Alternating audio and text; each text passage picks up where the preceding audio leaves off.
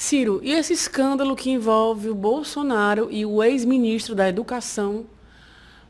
O noticiário, as redes, todo mundo só fala disso, né?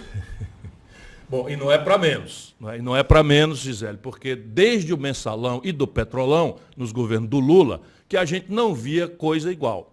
Esse escândalo Bolsomec, né, então vamos dar um nomezinho, porque tem o Mensalão, tem o Petrolão, agora é o Bolsomec. Tem tudo para gerar um furacão, porque a coisa é grande, minha gente. A coisa, pode acreditar, é grande, tão grande, que o Bolsonaro está aí meio que nem barata tonta, cada hora falando uma coisa. Mas antes de entrar em detalhes, eu quero repetir mais uma vez que, apesar do escândalo envolver diretamente alguns pastores, eles representam uma minoria no mundo evangélico, que inclusive está muito envergonhada com tudo isso que está acontecendo. Não se pode condenar, muito menos confundir o todo por causa de uma pequena parte, ainda que seja mal cheirosa e pilantra. Bom, feita a ressalva, vamos relembrar um pouco esse caso. Quando o ex-ministro da Educação e os dois pastores lobistas que intermediavam as verbas do MEC foram presos quarta-feira passada, o Bolsonaro fingiu que não tinha nada a ver com a coisa toda. Ele até defendeu a operação da Polícia Federal, dizendo que ela, se ela, a Polícia Federal, prendeu, é porque tinha algum motivo. No dia seguinte, esse ministro, Milton Ribeiro, que a gente já tinha denunciado aqui muitas vezes, e os lobistas Arilton Moura e Gilmar Santos foram soltos por decisão de um juiz federal. E aí foi a vez do delegado da Polícia Federal, que conduzia as investigações, denunciar que houve interferência política no caso. Um áudio vazado da conversa desse ex-ministro com a sua filha não deixa nenhuma dúvida a respeito. Não só houve interferência, como ela partiu do próprio Bolsonaro. Solta aí, diretor, para a nossa turma ouvir. O presidente me ligou, ele está com pressentimento novamente, que eles podem querer atingi-lo através de mim, sabe? É que eu tenho mandado versículo para ele, né? Ele quer que você pare de mandar mensagem? Não é isso. Ele acha que vão fazer uma busca e apreensão em casa, sabe? É muito triste. Então, bom, isso pode acontecer, né? Se houver indício, né? Pressentimento. Alguma dúvida resta de que Bolsonaro avisou o ex-ministro sobre a operação da Polícia Federal? Não é possível ter nenhuma dúvida, né? Enquanto Ciro Gomes mostra como o Bolsonaro interferiu na PF, Lula sai em defesa do Bolsonaro, dizendo que, quando foi presidente, também foi avisado de operação da PF, querendo relativizar. Mas agora eu quero chamar para vocês também uma fala do pré-candidato do PT, o Luiz Inácio Lula da Silva, ex-presidente. Ele disse hoje que soube de uma operação da Polícia Federal na casa do irmão dele com antecedência. O caso ocorreu em 2007, quando a polícia fez buscas na casa de Genival Inácio da Silva durante uma investigação sobre corrupção, contrabando e jogos de azar. A fala de Lula foi numa entrevista à Rádio Educadora de Piracicaba. Vamos ver. No nosso governo, a Polícia Federal foi na casa do meu irmão. Eu fiquei sabendo 12 horas antes, porque eu estava na Índia, tinha um fuso horário. E eu falei, não, se a Polícia Federal quer ir lá, que vá, que investigue. E depois peça desculpa. O problema não é a acusação, o problema é que quando você é canalha e faz a acusação, depois você tem que ter o caráter de pedir desculpas. Ontem, Lula também fez questão de dizer que não era policial e nem procurador, para comentar a denúncia de assédio do presidente da Caixa, Pedro Guimarães. A verdade é que o maior medo do Lula é o enfraquecimento, e até a saída do Bolsonaro nessas eleições. Ele teme que outro candidato possa disputar um segundo turno contra ele. Isso é nítido em todas as passadas de pano dele para o Bolsonaro. Voltemos agora à fala de Ciro Gomes, ainda sobre o caso Bolsomec. Aí o Bolsonaro, vamos chamar aqui com o nome devido, que tinha lavado as mãos quando a prisão foi anunciada, deu o primeiro cavalo de pau.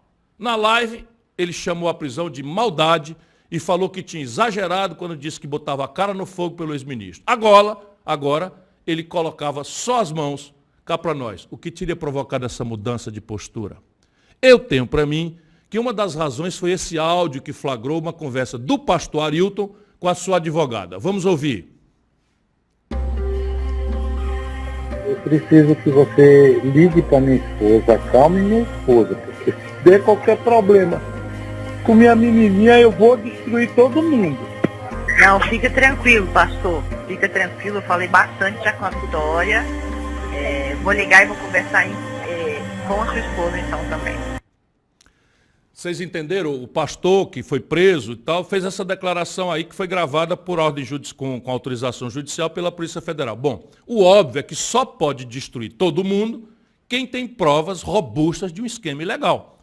E não existe nenhuma dúvida de que esse pastor Arilton tem prova para dar e vender. Por exemplo, a filha dele, desse pastor, depositou 60 mil reais na conta da mulher do ex-ministro, numa transação que supostamente envolveria a venda de um carro. Bom, o caroço desse angu é tão grande que o próprio Bolsonaro está tendo dificuldade para engolir, e a última dela foi esse. Solta aí, diretor. Assim é em nosso governo. E você pode ver, não foi corrupção da forma que está acostumada a ver em governos anteriores. O cara fez uma obra superfaturada, tá? Comprou o material e não recebeu, superfaturou. Nada disso. Foi de história de fazer tráfico de influência. O elemento que tira é comum. Bom, tráfico de influência é crime, Bolsonaro. Não é assim, não. Então, agora, o seu governo tem superfaturamento em muitas coisas. Mas uma que eu quero lembrar aqui é que você, Bolsonaro, deu uma ordem ilegal para o comandante do Exército Brasileiro comprar cloroquina. E eu peguei o contrato e descobri um gigantesco superfaturamento da compra de cloroquina que está toda sendo estragada aí, porque, evidentemente, era uma picaretagem sua. E essa representação está no Tribunal de Contas da União. Claro que eu sei que o poder que tem de tráfico de influência, Bolsonaro, você está tentando fazer de tudo. Tirou o COAF para não investigar os filhos. Está tudo aí, mas crime, nós chegamos a esse ponto. Então, quer dizer, o crime de superfaturamento, de comprar uma coisa e não entregar, esse existia, mas agora é só o crime de tráfico de influência. Tráfico de influência significa conseguir uma decisão do governo em favor de interesses econômicos. É disso que se trata mesmo.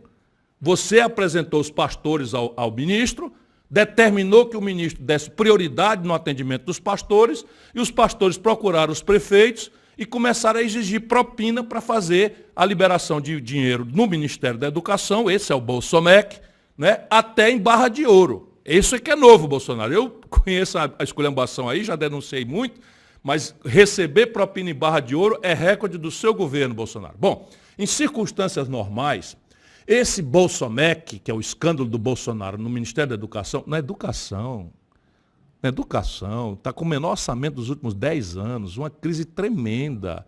As universidades sem dinheiro para o custeio, e você aceitar roubalheira no Ministério da Educação. Sabe, eu não sei onde é que é o fundo desse poço, porque cada hora que eu acho que chegamos nele, abre um alçapão e você vê a coisa. Bom, em tempos normais, esse Bolsonaro tinha que acabar em impeachment.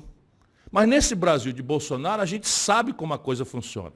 Daqui a pouco, todo mundo que está à frente dessa investigação é exonerado, transferido para o cafundó do Judas e tudo volta a estaca zero. Tem um vídeo que circula nas redes que mostra bem como é esse processo. Solta aí, diretor. Eu não vou esperar fuder a minha família toda, de sacanagem, ou amigos meus, porque eu não posso trocar alguém da segurança na ponta da linha que pertence à estrutura nossa. Vai trocar. Se não puder trocar, troca o chefe dele. Pode trocar o chefe dele? Troca o ministro. E pô...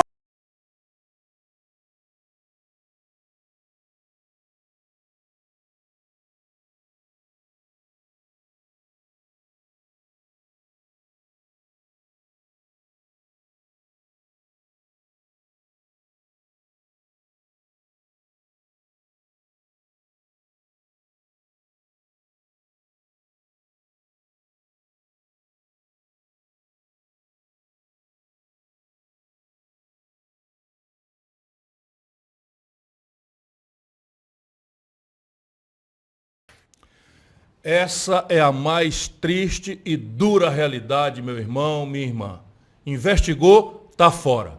Denunciou, é perseguido.